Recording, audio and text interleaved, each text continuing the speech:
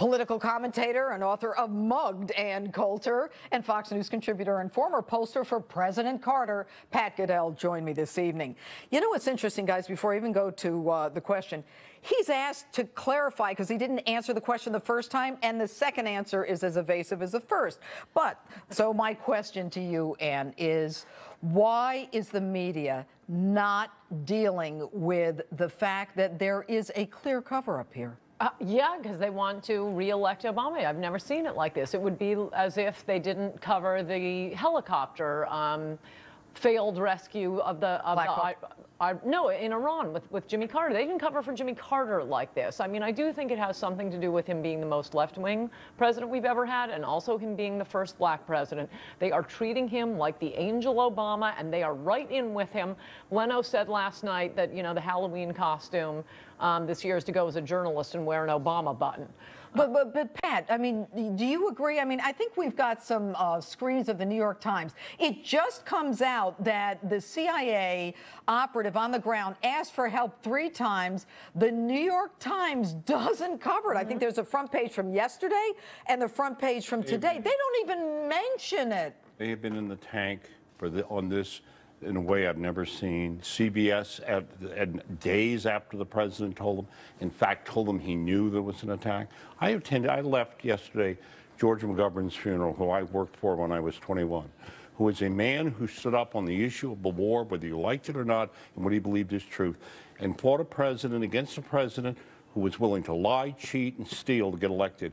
And the press, however, was willing to fight that. I am appalled right now.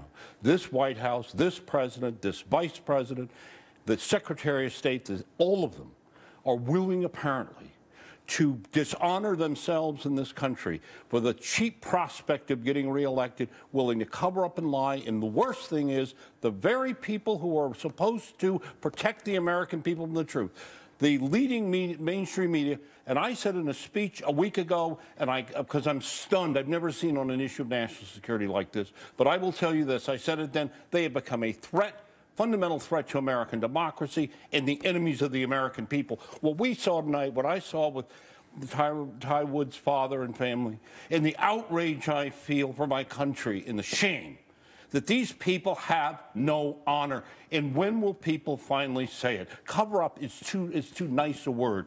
And the media is the one that's worst on it. Well, you know, and we know, Pat, that, you know, with Watergate, Nixon lost the presidency, but no one died in Watergate, Ann. No, that's right. Here you have, it appears, the president refusing to give the order to go in and save Ty Woods. How could he do that? Others. You know, Pat's right. How do we come to grips with this as Americans? Because that a man on the ground, there's an AC-130. They could have lowered an F-16, you know, just for the sound. But he wasn't willing to make the gutsy call because that it's not gutsy, it's human instinct. No, because it could have failed, and then you'd have the helicopters crashing in the desert. But it's not Black Hawk Down. We're so much smarter than we were then. That with the technology. Look, I'm not saying this president didn't care enough. He didn't want to risk his election. This president didn't care enough to stay in the White House and, quote, find out what was going on the next day. Just order the rescue teams. To rescue teams. Look, now I know why he didn't meet with his national security advisor and why he got on a plane and went to a fundraiser. An act, if any president, Democrat or Republican,